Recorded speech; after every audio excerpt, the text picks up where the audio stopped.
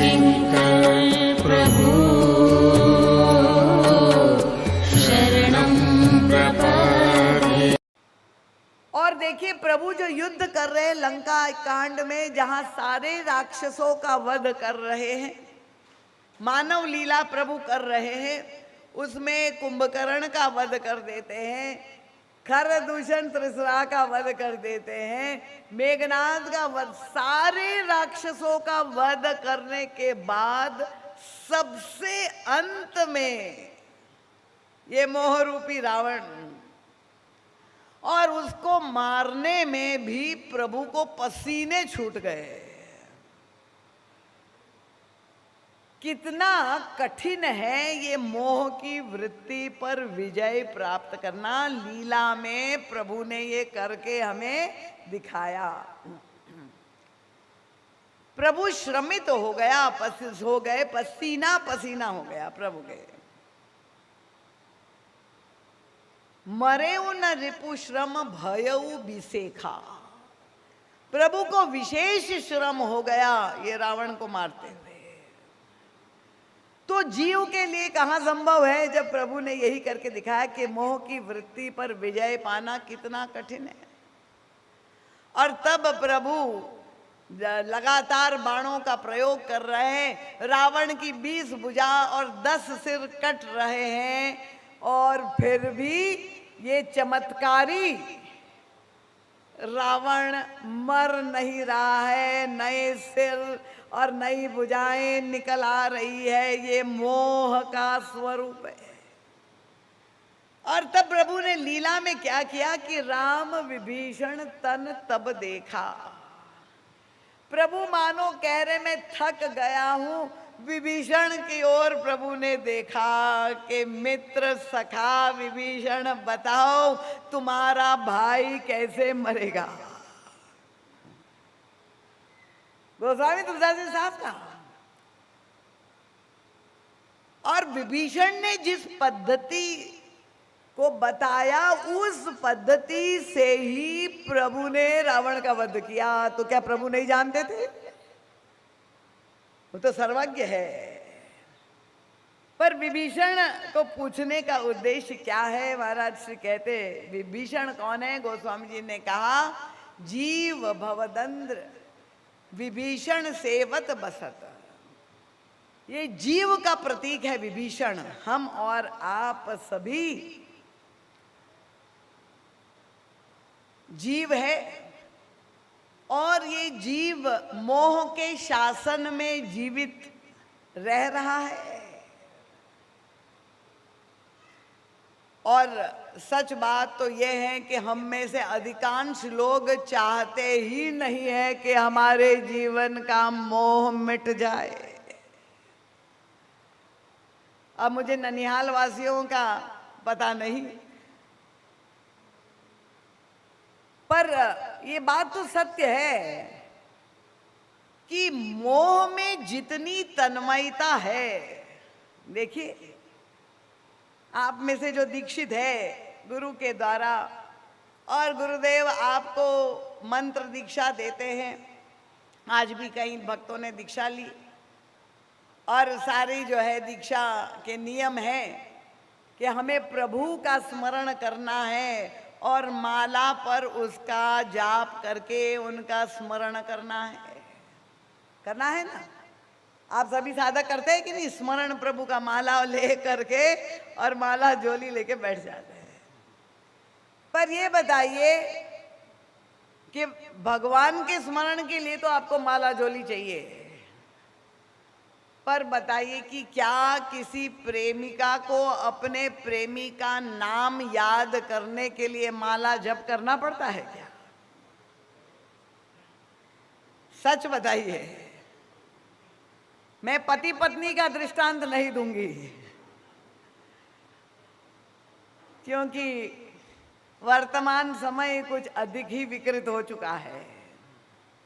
पर क्या किसी माँ को अपने बेटे का नाम याद करने के लिए माला पर जप करते हुए देखा है?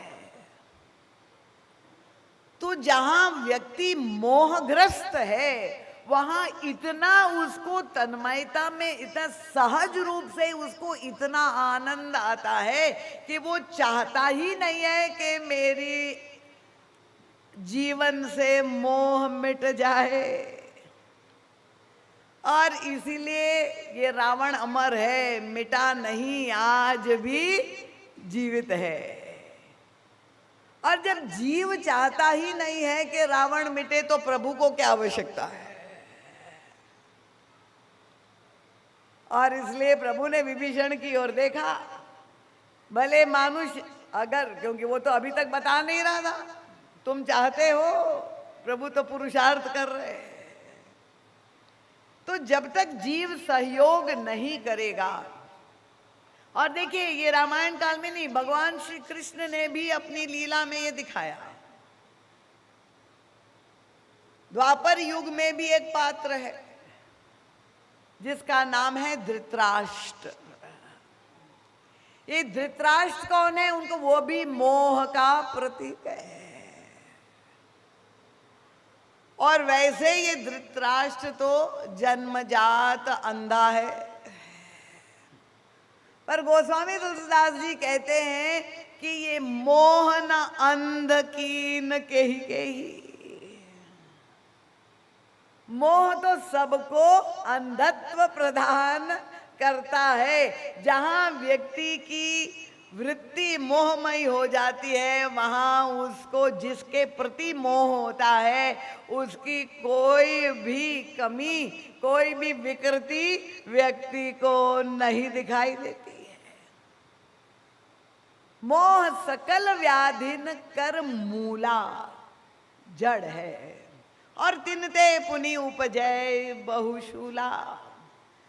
तो ये दरिद्रता का सबसे बड़ा कारण दिखाई दे रहे। धृतराष्ट्र जानता सब है, पर बहाने क्या बनाता है, जैसे हम लोग बनाते। मैंने कहा आत्मनिरीक्षण का शिविर है, हमें अपने अंदर खोजना है। कृपा पूर्वक कथा का दुरुपयोग ना करके जा करके कहे कि मेरा ससुर पूरा धृतराष्ट्र है या पूरा रावण है।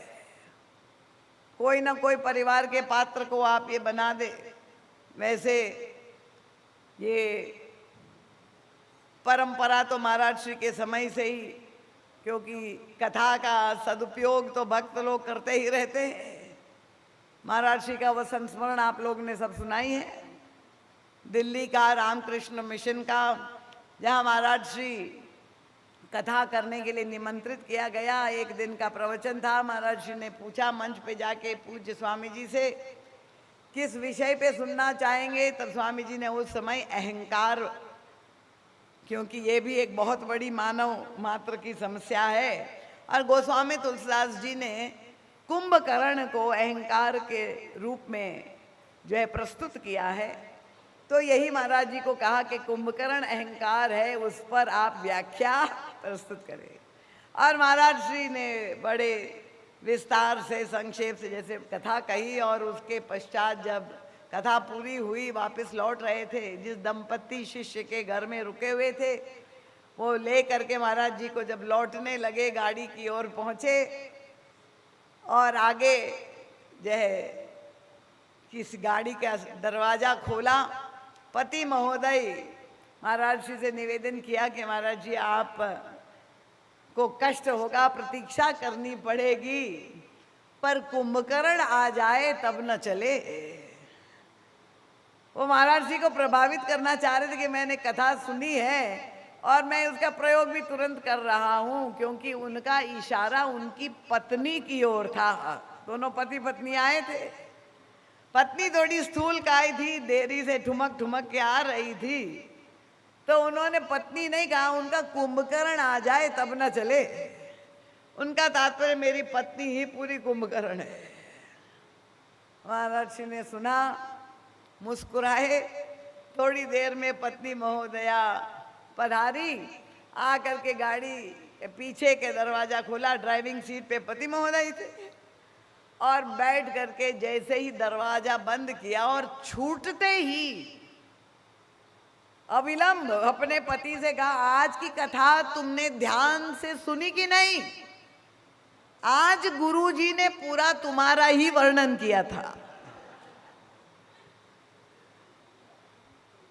अब आप सोच लीजिए महाराज जी की क्या स्थिति हुई होगी। कथा जो कही, पत्नी ने भी सुन ली, पतिदेव ने भी सुन लिया, पर अर्थ क्या लिया? पत्नी महोदया समझ रही मेरा पति कुंभकर्ण है, और पति महोदय कह रहे मेरी पत्नी कुंभकर्ण है। अब महर्षि बड़े विनोदी थे, संकेत कर दिया। महर्षि ने कहा तो नहीं, महर्षि ने कहा मानस में तो मैंने राम और कुंभकर्ण का युद्ध पढ़ा था, पर आज मैं कुंभकर्ण का कुंभकर्ण से युद्ध प्रत्यक्ष देख रहा हूं। इसका तात्पर्य कि कोई ये नहीं देख रहा है कि मैं कुंभकर्ण हूं, मैं अहंकारी हूं। अगर विकार दिखाई दे रहा है तो अगले व्यक्ति में दिखाई दे रहा है। मैं मोहग्रस्त हूं, ये रावणत्व की वृत्ति मेरे अंदर विद्यमान है। यही धृतराष्ट्र कहता है, मुझे तो दिखाई नहीं देता, मैं तो जानता ही नहीं, मैं लाचार हूं, मैं तो अंधा हूं। अरे भगवान श्री कृष्ण बड़े सावधान में तो धृतराष्ट्र का भी कल्याण चाहते। वो युद्ध प्रारंभ होने से पहले गए कि उनको ये कहने का अवसर ना मिले, और धृतराष्ट्र से कहा तुम्हें दिखाई नहीं देता है तो लो मैं तुम्हें दृष्टि देता हूं। पर क्या दृष्टि ले ली क्या धृतराष्ट्र ने? भगवान कृष्ण दृष्टि देना चाह रहे हैं, पर यही प्रज्ञा अपराध है। प्रभु हमें दृष्टि दे रहे हैं, हमारे नेत्रों के विकारों को हटाने के लिए तैयार है, पर अस्वीकार कर दिया धृतराष्ट्र ने, मुझे नहीं चाहिए। अगर आपको दृष्टि देने ही है तो संजय को दे दीजिए। देखिए हमारे पास भी ऐसी दृष्टि रखने वाले एक संजय नागदेव जी है, और उनको भी दृष्टि प्राप्त है। ये भी मैं आपको, विशेष कृपा महाराज श्री की उन पर है। आज तो सामने ही पकड़ में आ गए, नहीं तो पीछे ही रहते। क्योंकि हमारे गुरुदेव, मैं आपसे बता दूं, उनका प्राकट्य का जो है शताब्दी वर्ष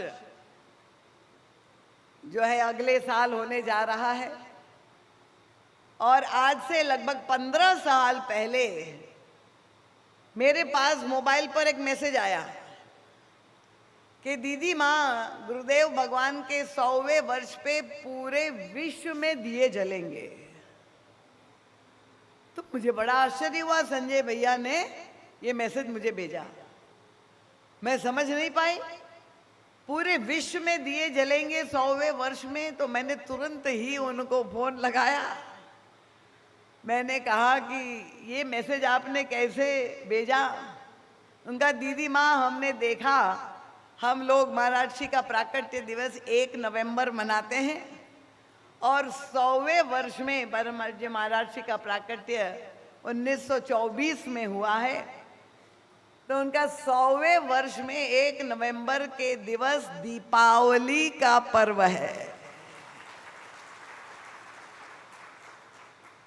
ये कितनी अलौकिक घटना है, और उसकी जितनी भी समीक्षा करे उतनी कम है। ये मैं आपके ऊपर छोड़ देती हूँ, मैं तो उसका आनंद लेती ही रहती हूँ। सोई जाने जेहि देहु जनाई। तो इसलिए दृष्टि प्राप्त है, ये हमारे संजय भैया इसलिए कह रही हैं। तो प्रभु केवल धृतराष्ट्र को नहीं, हम सब जो मोहांध है उनको दृष्टि देना चाहते हैं। पर प्रश्न है कि अगर जीव प्रस्तुत नहीं है तो प्रभु इस मोह रूपी रावण, जिसके द्वारा दरिद्रता का दुख हम भोग रहे हैं, उसको कैसे नष्ट करे? मारेंगे तो प्रभु ही, हमें तो नहीं मारना है। तो ये जो लीला के द्वारा हमें संदेश दिया जाता है। अब आइए गोस्वामी तुलसीदास जी के पास पहुंच गए भक्त, और उनसे कहा कि आप पर प्रभु की अनुपम कृपा हुई है, आप ये बताइए, क्योंकि आप लोग चाहते हैं कि नहीं रावण मरे? कितने लोग नहीं चाहते हैं, हाथ ऊपर करें जी। नहीं, सुनाई नहीं दे रहा। हाँ। जीवित बहुत नहीं, हम कह रहे कितने लोग चाहते हैं कि न मरे। सब चाहते हैं कि मरे, पक्की बात है। थोड़ा अंदर देख लीजिए, डर के मारे मत कहिएगा। अगर आप चाहते हैं कि रावण मरे तो उपाय मैं बताऊं, नहीं तो फिर कथा कहने का कोई उद्देश्य नहीं है। अगर आप वास्तव में चाहते हैं और आप ननिहाल वासी है तो निश्चित रूप से हृदय में एक इच्छा, भले एक कोने में भी हो, कि कितना अच्छा हो कि ये मोह मिट जाए, ये दुख समाप्त हो जाए और तब हमें वो दिव्य अपरिमित परमानंद, वह दिव्य आनंद हमें जो है स्वस्वरूप का है, चाहे प्रभु की कृपा का हमें मिले। गोस्वामी तुलसीदास जी से पूछा कि मोह के मिटने का उपाय क्या है, और मानस का प्रारंभ ही गोस्वामी तुलसीदास जी ने शुरू कर दिया। उनका मेरी दृष्टि से एक ही उपाय है जिससे वर्तमान काल में, इस कली काल में मोह मर सकता है, और वह है गुरु कृपा।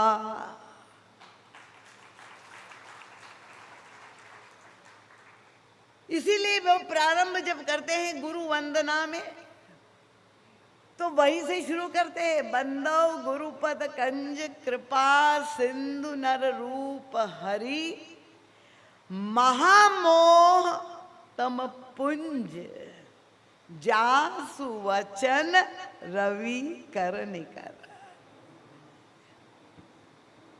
उनका ऐसा तमाम तमोमय महामोह, खाली मोह नहीं, इसको विनष्ट करने का एकमात्र उपाय है गुरु कृपा। और हम सब कितने भाग्यशाली है, कितनी बड़ी प्रभु की कृपा है, क्योंकि बिनु हरि कृपा ना संत ना सदगुरु मिल सकते हैं, और हमें ऐसे पूर्ण सामर्थ्यवान सदगुरु गुरुदेव के रूप में प्राप्त हुए हैं, जो हम सबका दिशा निर्देश करते हैं।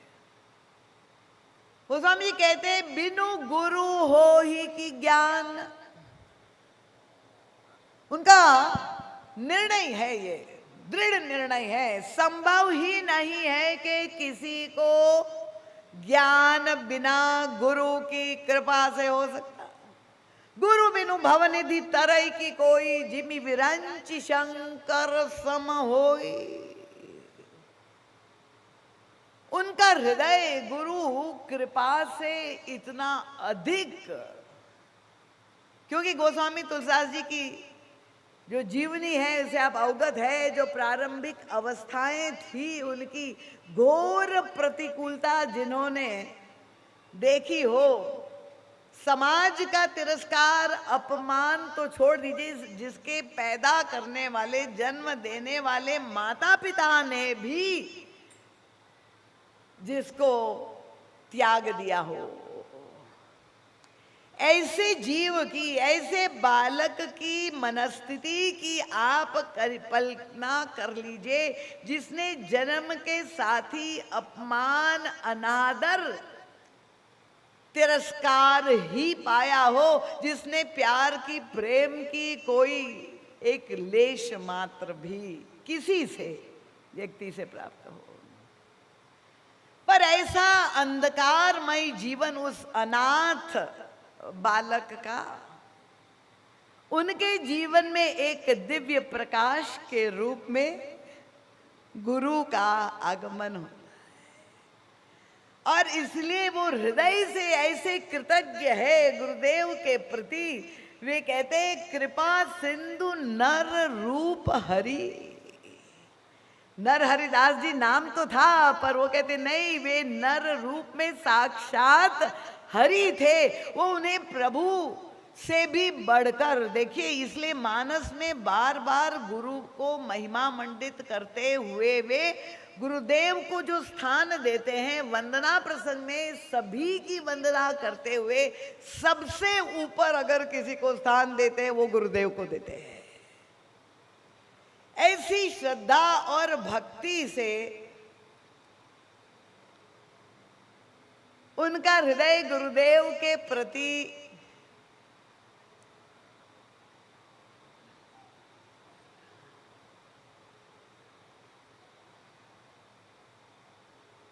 ये जब वे गुरु महिमा का गान करते हैं तो ऐसा नहीं है कि कोई अतिशयोक्तिपूर्ण बात वो कहते हो, उनकी निज अनुभव की भी बात है।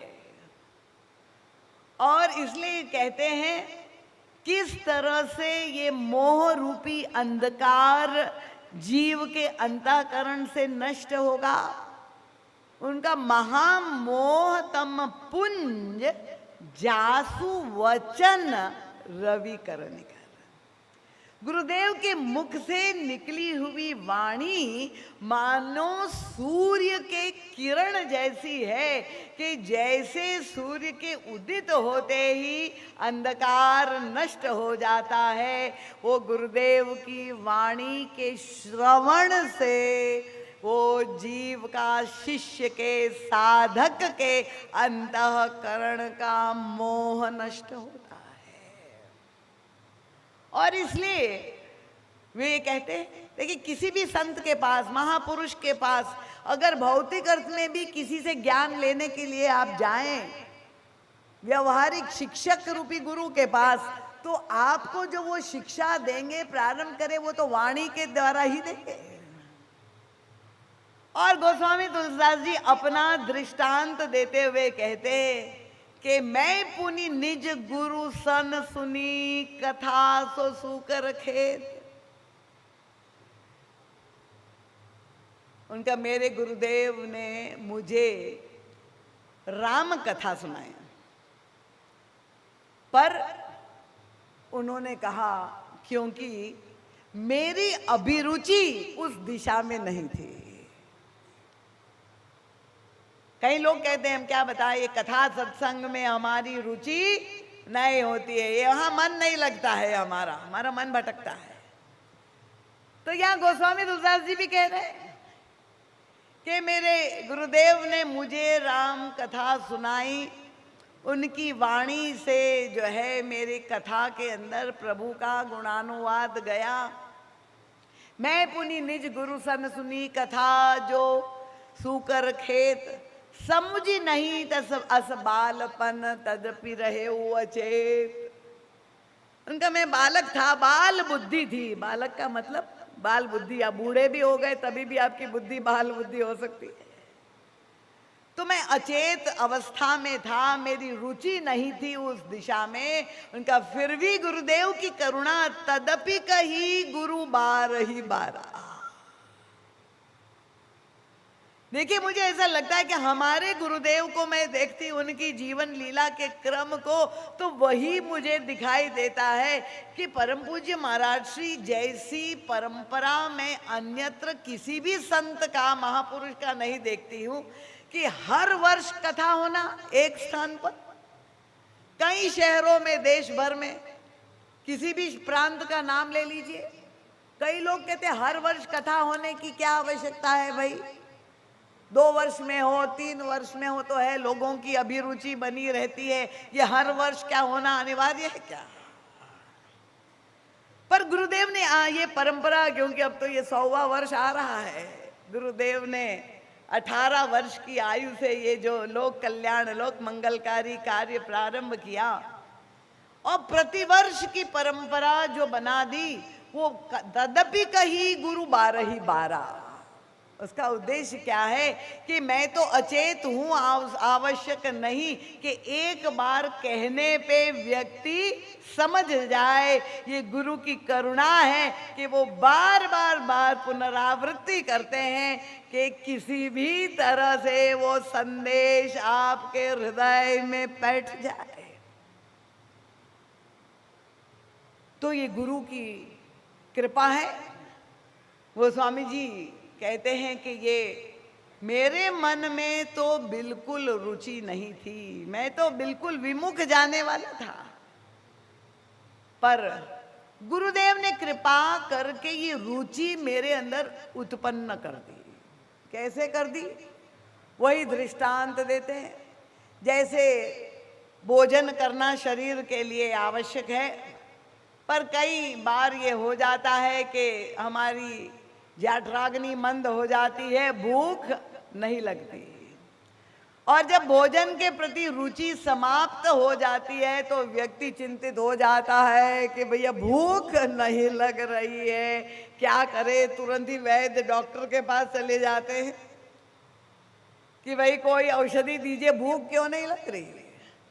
अब तन की भूख के संदर्भ में हम लोग सब कितने सावधान हैं, पर बुद्धि की भूख, आत्मा की भूख के लिए हम लोग किसी को परेशानी नहीं है कि हमारे अंदर कोई आध्यात्मिक जिज्ञासा क्यों नहीं है, कोई जो है वो हमें जीवन में हमारी प्रज्ञा जो है प्रकट हो जाए, जागृत हो जाए, चैतन्य हो जाए, उसके लिए क्यों हमारे अंदर वो वृत्ति, सजगता नहीं है। तो शरीर की भूख को लेकर हम वैद्य के पास जाते हैं और वैद्य जी हमें कुछ चूर्ण दे देते हैं, क्योंकि आयुर्वेद की पद्धति प्राचीन पुरातन, आजकल की नहीं। डाइजेस्टिव एंजाइम्स, हमारे डॉक्टर साहब आए हैं तो एंजाइम्स की बात नहीं, उन्होंने कहा चूर्ण, किसी रूप में वो एंजाइम पाउडर ही होगा। गोस्वामी जी ने कहा कि गुरुदेव ने भी देखा कि मेरी रुचि नहीं है तो उन्होंने भी मुझे चूर्ण दिया। और वैद्य जो चूर्ण देता है ये आवश्यक नहीं कि बहुत स्वादिष्ट ही हो, वो कड़वा भी हो सकता है। तो गुरुदेव ने मुझे चूर्ण क्या दिया कि अमीय मोरी मय चूर्ण चारू। यद्यपि वो कड़वा भी हो, पर वो रोगी को, साधक को, पेशेंट को औषधि लेनी चाहिए, क्योंकि वो उसके लिए अमृतमय सिद्ध होगा, कल्याणकारी सिद्ध होगा। तो उनका श्री गुरु चरण सरोज रज, ये गुरुदेव के चरणों की रज। गोस्वामी तुलसीदास जी को गुरुदेव के प्रत्येक कार्य में केवल कृपा का दर्शन होता है। उनका अमीय मूरिमय चूरण चारु समन सकल भव रुज परिवारो। भव रोग से जो मुक्त दे करने वाला है, ये गुरुदेव का श्री चरण है। अब मैं उसकी क्या व्याख्या करूं, वो तो पूरी गुरु वंदना में ही एक एक शब्द पर हमारे गुरुदेव ने व्याख्या की है। श्री गुरु पद नख मणिगन ज्योति सुमिरत दिव्य दृष्टि यह होती। ये सब गोस्वामी तुलसीदास जी की निज अनुभूति, क्योंकि वो एक अनुभूति संपन्न महापुरुष है, ये उनकी अभिव्यक्ति है और उन्होंने हमारा ये मार्गदर्शन किया है। उन्होंने कहा कि कथा जब हम श्रवण करते हैं तो क्या होता है, उनका जैसे हम भोजन करते हैं, आस्वादन करते हैं, तो जिह्वा को तो अच्छा लगता ही है, पर वो जिह्वा रसास्वादन पाए उसके पहले नासिका को भी आनंद मिलता है।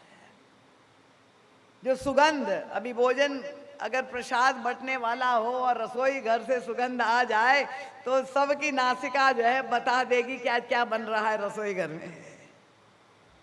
क्या गुरुदेव ने जो वाणी के द्वारा मुझे राम कथा सुनाई, वो कथा की सुगंधी के द्वारा जो मेरी नासिका में गई, उससे जो संसार के विषयों के प्रति मेरी वासनाएं थी, विषय वृत्ति थी, वो सारी वासना में मुझे दुर्गंध आने लगी। ऐसी राम कथा की सुगंध व्याप्त हो गई कि अपने आप विषय वासना छूट गई। और फिर वो कानों के द्वारा यद्यपि हम लोगों को तो, क्योंकि ये मैंने कहा महाराज जी की परंपरा तो कई कई दशकों की हो गई है, और प्रतिवर्ष के भी ऐसे श्रोता है जो लगातार इतने वर्षों से सुनते ही आ रहे हैं। तो ये प्रश्न भी लोग आकर के महाराज जी से करते थे भी कथा का ऐसा चमत्कारी प्रभाव के ऐसा परिवर्तन हो, हमें भव रोग से मुक्त करे, हमारे जीवन में तो होता हुआ नहीं दिखाई देता है। तो प्रभु की कथा तो आपकी श्रवणेन्द्र के माध्यम से ही भीतर जाएगी, पर समस्या है क्या है कि हमारे पास श्रवणेन्द्र एक नहीं है, प्रभु ने कान दो दिए हैं।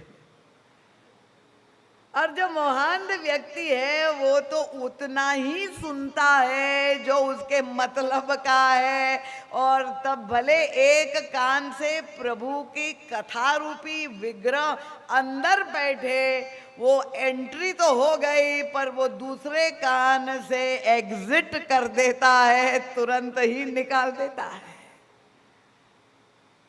वो बीच में अगर नीचे उतार दे, हृदय सिंधु गहराई में वो कथा अगर हम श्रवण करें दोनों आंखें से और नीचे उतर जाए, तब तो ये परिवर्तन हमारे जीवन में हो जाए। पर अगर एक कान से सुना और दूसरे कान से निकाल दिया, और वो उस शिष्य भले मानुष उसकी क्या कहे, गुरुदेव से सारा उपदेश ज्ञान प्राप्त करने के बाद अंत में गुरुदेव ने जब शिक्षा दे दी तो अब दक्षिणा देने की बात आई।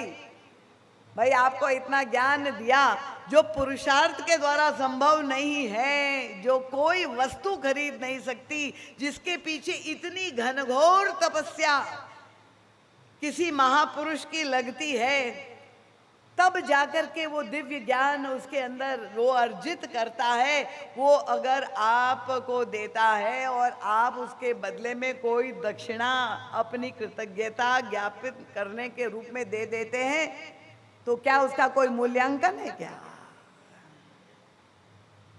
पर उस शिष्य ने पूरी शिक्षा प्राप्त करने के बाद गुरुदेव को मालूम है क्या दे दिया? उनका त्वदीयम वस्तु गोविंद तुभ्यमेव समर्पये, जो कुछ आपने सुनाया वो ही आपके चरणों में समर्पित कर दिया, मैं तो खाली होके जा रहा हूँ। श्री राम किंकर प्रभु